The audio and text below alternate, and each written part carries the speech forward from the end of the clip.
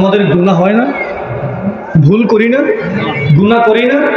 সগীরা গুনাহ তো অহরহ করতেছি, মাঝে মধ্যে কবিরা গুনাহ হচ্ছে। এই কবিরা গুনাহগারদের জন্য সরকার মদিনা বলতেছেন, উম্মত শাফাআতি লি আহলিল কাবাইর মিন উম্মতি।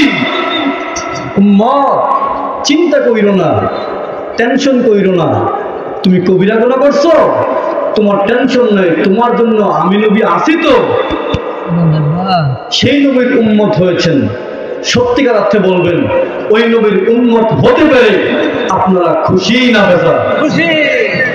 আমার শাফায়াতের কান্ডারি, শাফায়াতের কান্ডারি মদিনাওয়ালা, আমার শাফায়াতের কান্ডারি রাসূলুল্লাহ আলা হযরত মুস্তাফা নবী সাল্লাল্লাহু আলা হযরত মুস্তাফা নবী সাল্লাল্লাহু।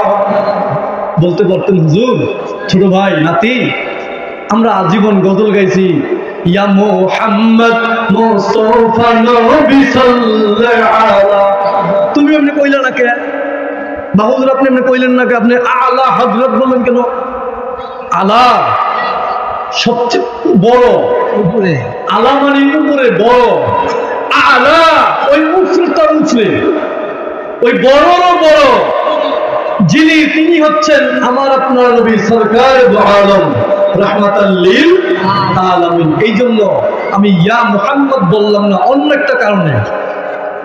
কোরআন পাকে আল্লাহ তাআলা কাফেররা যখন ইয়া মুহাম্মদ বলে নবীকে ডাকা শুরু করলেন, তখন আল্লাহ তাআলা আয়াত নাযিল করলেন, লা তাজআলু দুআ আর-রাসূল বাইনাকুম কাদুআই বা'দিকুম বা'দা।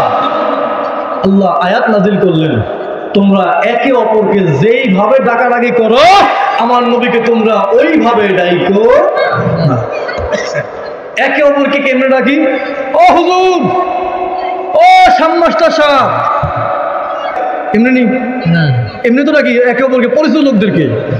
আল্লাহ বলছেন তোমরা একে অপরকে যেই কায়দায় ডাকো, যেইভাবে ডাকো, তোমরা আমার নবীকে ওইভাবে ডাইকো না।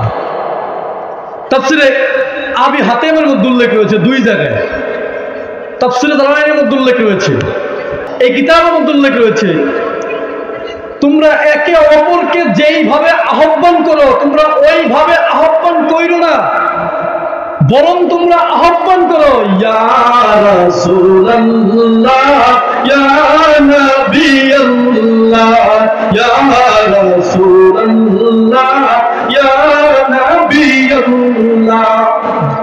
এজন্য মাঝে মধ্যে আমরা গজল গাই, পাই যদি নবী গো আপনার দিদার, মওতের যন্ত্রণা থাকিবে না আমার। যদি বিদায় লগ্নে নবীদের দেখা কোন একজন কাঙ্গালের কপালে নসিব হয়ে যায়, বলেন ওই কাঙ্গালের মৃত্যুর কোনো যন্ত্রণা থাকবে না? আমি নিজেকে কাঙ্গাল দাবি করলাম, আমি নিজেকে কাঙ্গাল দাবি করলাম, আমার মতো কাঙ্গাল, আমার মতো গুনাহগার আল্লাহর এই নীল আসমানের নিচে সবুজ জমিনের উপরে আর কেউ নাই, আমি দাবি করলাম। যদি আপনার আমার কপালে নবীদের দিদার বিদায় লগ্নে নসিব হয়ে যায়, তাহলে আমাদের আর কোনো চিন্তা থাকবে না, আর কোনো চিন্তা থাকবে না। পাই যদি নবী গো আপনার দিদার, মওতের যন্ত্রণা থাকিবে না আমার। দিয়েন গো দেখা পর্দা উঠাইয়া, দিয়েন গো দেখা পর্দা উঠাইয়া, করিব চুম্বন কদম ধরিয়া, ইয়া রাসূলুল্লাহ, ইয়া হাবিব, বলুন ইয়া রাসূলুল্লাহ, ইয়া হাবিব, ইয়া রাসূলুল্লাহ, ইয়া হাবিব। যে কথা বলতেছিলাম, নবীকে ইয়া মুহাম্মদ বলে ডাকা যাবে, ডাকা যাইব? ডাকা যাবে না। এজন্যই নবীজিকে আলা হযরত বললাম।